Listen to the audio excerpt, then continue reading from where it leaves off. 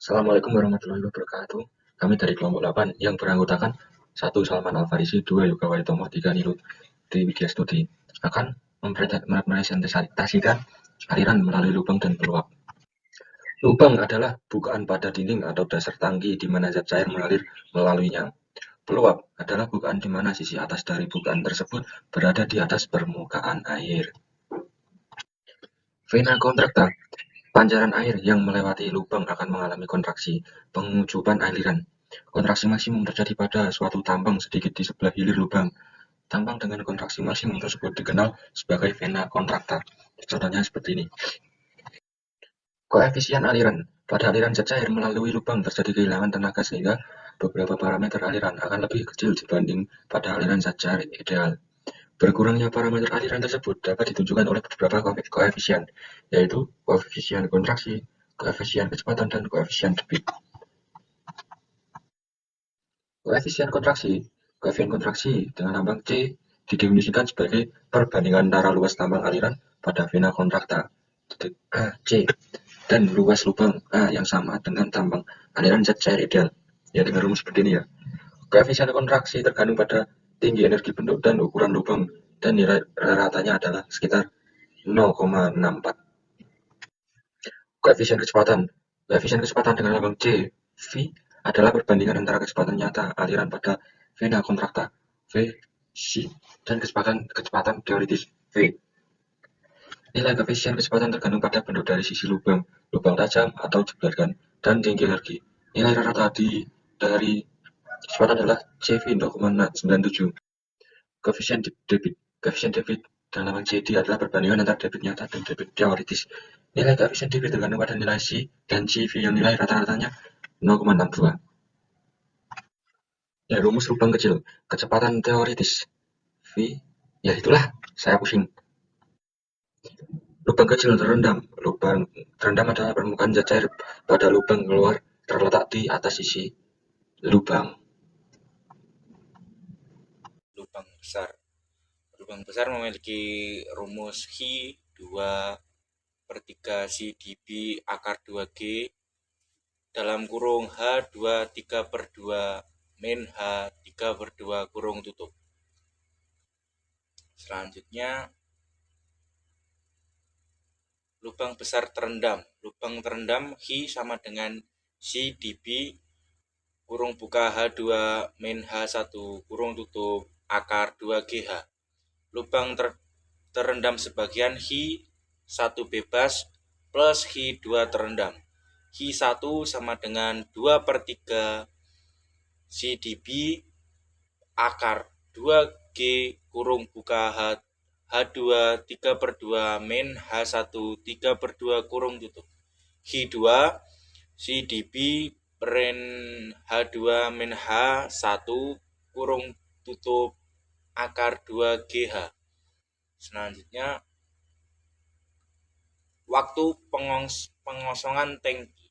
Waktu yang diperlukan untuk mengubah tinggi permukaan air dari H1 menjadi H2 adalah T sama dengan 2A per CdA akar 2G kurung buka H1 1/2 min H2 1/2.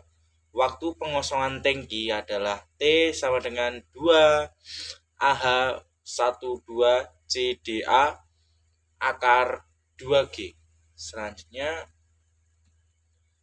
aliran dari satu tangki ke tangki yang lain. Waktu yang diperlukan oleh perbedaan permukaan zat cair di kedua tangki dari H1 menjadi H2 adalah T sama dengan 2A1A2 per CdA kurung buka A1 plus A2 kurung tutup akar 2G kurung buka H1 1/2 min H1/2 kurung tutup. Selanjutnya, peluap. Peluap adalah bukaan pada salah satu sisi kolom atau tangki sehingga zat cair di kolom tersebut melimpas di atas peluap. Tinggi peluap yaitu lapis zat cair yang melimpas di atas ambang peluap biasanya berfungsi untuk mengukur debit. Jenis A, peluap ambang tipis T 0,5 H. B, peluap ambang lebar T 0,66 H. Selanjutnya, gambar peluang ambang tipis. Peluap tertekan, panjang peluap sama dengan kolam atau saluran. Peluap dengan kontraksi samping, panjang peluap tidak sama dengan lebar kolom atau saluran. Selanjutnya, peluap terjunan atau sempurna. Muka air hilir di bawah puncak peluap.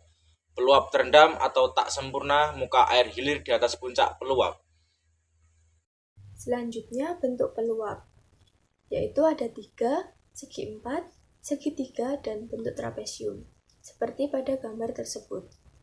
Kemudian, debit aliran melalui peluap segi 4 memiliki rumus Q sama dengan 2/3 CD kali B akar 2G kali H pangkat 3/2. Bila air yang melalui peluap mempunyai kecepatan awal, maka dalam rumus debit tersebut, tinggi peluapan harus ditambah dengan tinggi kecepatan, yaitu HA sama dengan V kuadrat per 2G. Sehingga debit aliran menjadi Q sama dengan 2/3 CD kali B akar 2G kali H kurangi HA dipangkatkan 3/2 kurangi HA pangkat 3/2. Kemudian ada debit aliran melalui peluap segitiga yang memiliki rumus B sama dengan 2H kali tangan alfa per 2. Untuk menghitung debitnya yaitu Q sama dengan 8/15 CD kali tangan alfa per 2 akar 2G kali H pangkat 5/2.